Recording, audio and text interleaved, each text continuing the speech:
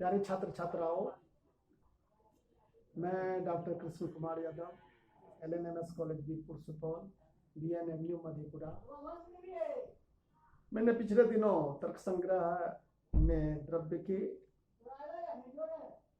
भेद 9 जो हैं उनमें से एक पृथ्वी के बारे में बता दिया था। अब मैं बताने जा रहा हूं जल के बारे में। अपांग ही लक्षणम, अपांग किंग लक्षणम, अर्थात जल के क्या लक्षण है।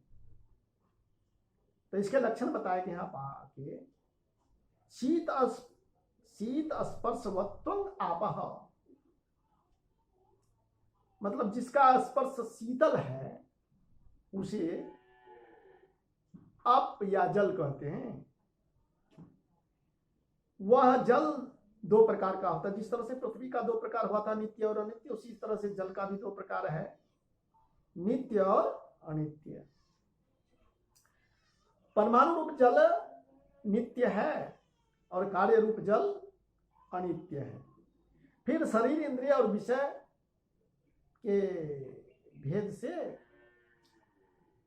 अनित्य जल के भी 3 भेद किए गए हैं। स्वयं वो बहु पृथ्वी की ही तरह, जिस तरह से पृथ्वी में भी हम लोगों ने देखा था कि अनित्य पृथ्वी जो है उसके शरीर, इंद्रिय और विषय के भेद से 3 भेद किए गए थे, उसी तरह से जल के भी शरीर, इंद्रिय और विषय के भेद से 3 भेद होते हैं।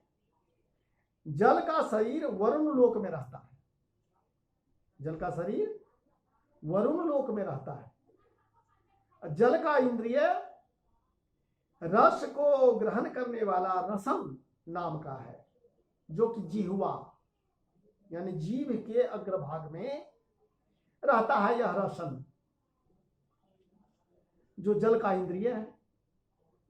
जल का विषय नदी और समुद्र आदि है। तो इस तरह से हमने अनित्य जल के 3 भेद देखा। अनित्य जल के शरीर वरुण लोक में रहते हैं, इंद्रिय जो हैं वो जीवा के अग्रभाग में पाया जाता है, रसन नाम का है जो, और फिर जल का विषय नदी और समुद्र आदि है। तो इस तरह से हमने जल के बारे में देखा।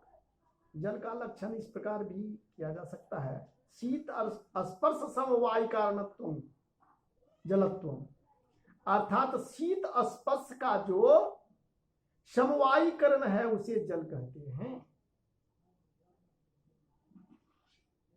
अब इसमें स्पर्शवत्या आपः इतना ही लक्षण करेंगे तो तेज आदि में अतिव्याप्ति होगी, क्योंकि स्पर्श तेज में भी है, इसलिए स्पर्श का विशेषण शीत पद दिया गया है। केवल शीत पद दे दें तो विशेष वाचक पद की आकांक्षा बनी रहेगी,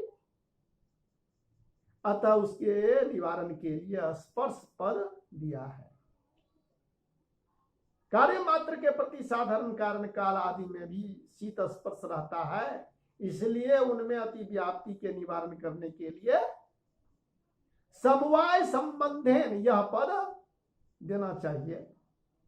समवाय संबंध से शीत स्पर्श जल में ही रहता है, अन्यत्र काल आदि में नहीं रहता है। केवल इंद्रिय ऐसा लिखेंगे तो त्वक आदि इंद्रिय में अति व्याप्ति होगी, उसे निवारण करने के लिए रसग्राहकम ऐसा विशेषण दिया है। और रस की ग्रहण करने वाला इंद्रिय, रस को ग्रहण करने वाला इंद्रिय रसन जिह्वा है, त्वक नहीं है।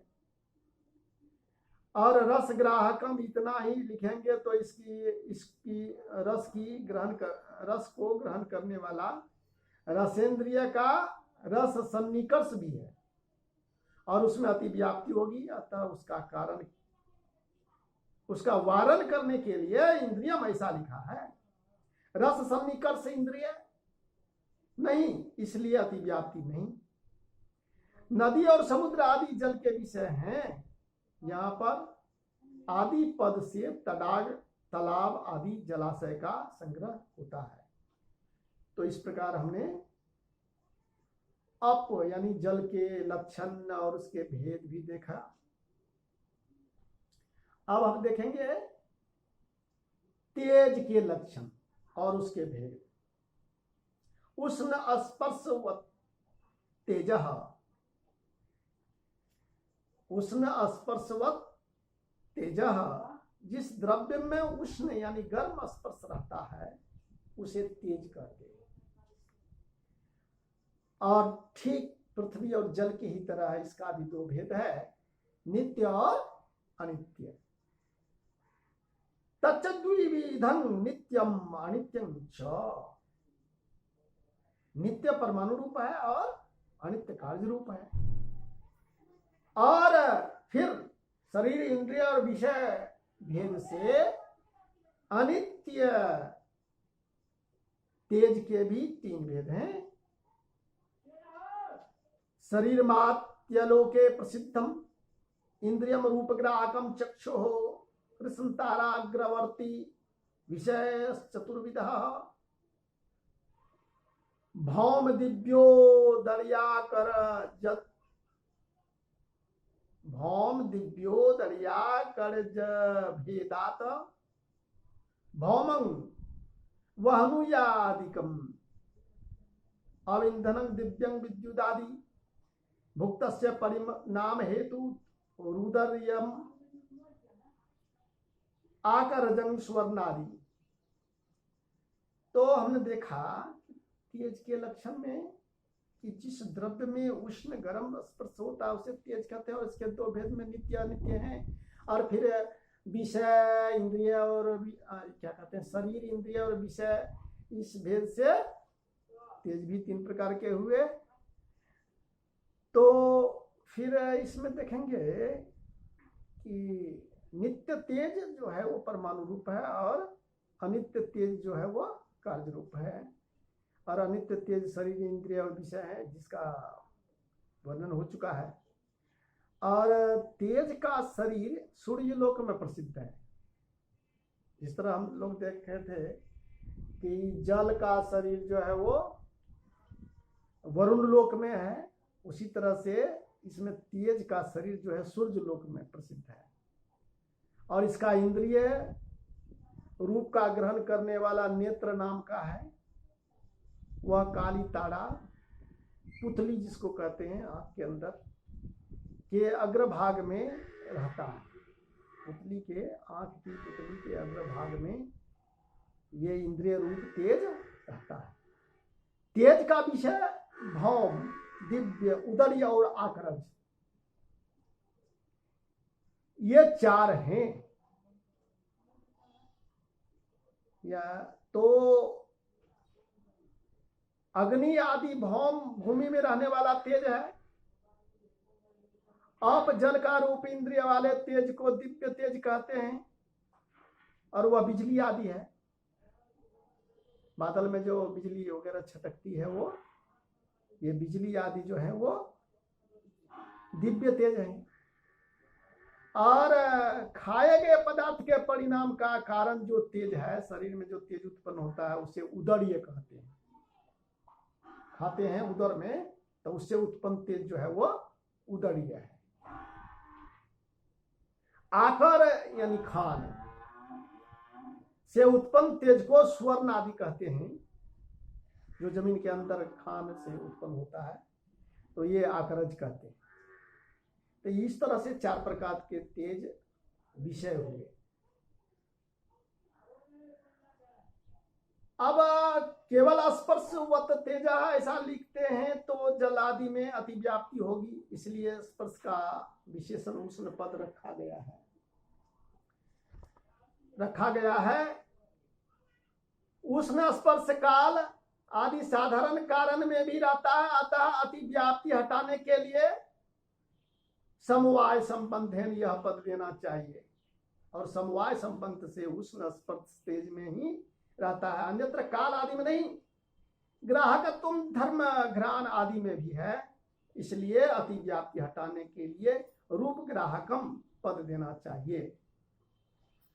भौम भेदात, यहाँ द्वंद्व समास के अंत में भेद पद होने से भौम भेदात, दिव्य भेदात, उदर्य भेदात, आकरज भेदात ऐसा संबंध करना चाहिए।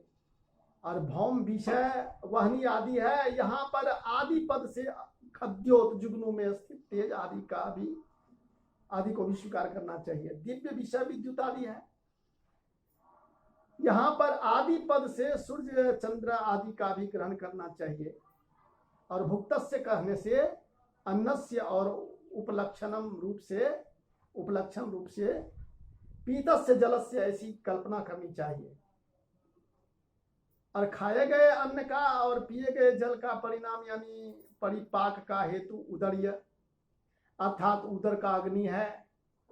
आकरज विषय सुवर्ण आदि है, यहाँ पर आदि पद से रजत चांदी आदि को भी समझना चाहिए।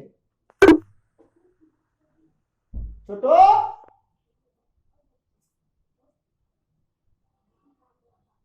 वायोर लक्षणं तस्य भेदाश्च, रूप रहित स्पर्शवान वायु, रूप रहित स्पर्शवान वायु स्वद्विविधो नित्यो अनित्यश्च, नित्यः परमाणु रूपः अनित्यः कार्य रूपः, सह पुनस्त्रिविधा शरीरेन्द्रिय विषय भेदात, शरीरं वायु लोके इंद्रियं स्पर्श ग्राहकं त्वक सर्व शरीरवर्ती विषयो वृक्षादि कंपन हेतु हो। शरीरांतः चत्वारि वायु प्राणः स्वचैको अपि उपाधि भेदात प्राणापानदि संज्ञा लभते। जिसमें रूप नहीं है और स्पर्श है उस द्रव्य को वायु कहते हैं। उसके दो भेद हैं, नित्य और अनित्य। और नित्य वायु परमाणु रूप है और कार्य रूप वायु जो है अनित्य है। शरीर इंद्रिय विषय के भेद से अनित्य वायु फिर तीन प्रकार का होता है। वायु का शरीर वायु लोक में है, इंद्रिय स्पर्श को ग्रहण करने वाला त्वक है और वह समस्त शरीर में रहता है। वायु का विषय वृक्ष आदि के कंपन का हेतु है। शरीर के भीतर चलने वाले वायु को प्राण कहते हैं, वह एक ही है। तथापि उपाधि भेद से प्राण, अपान, समान, उदान और व्यान इन नामों को प्राप्त करता है।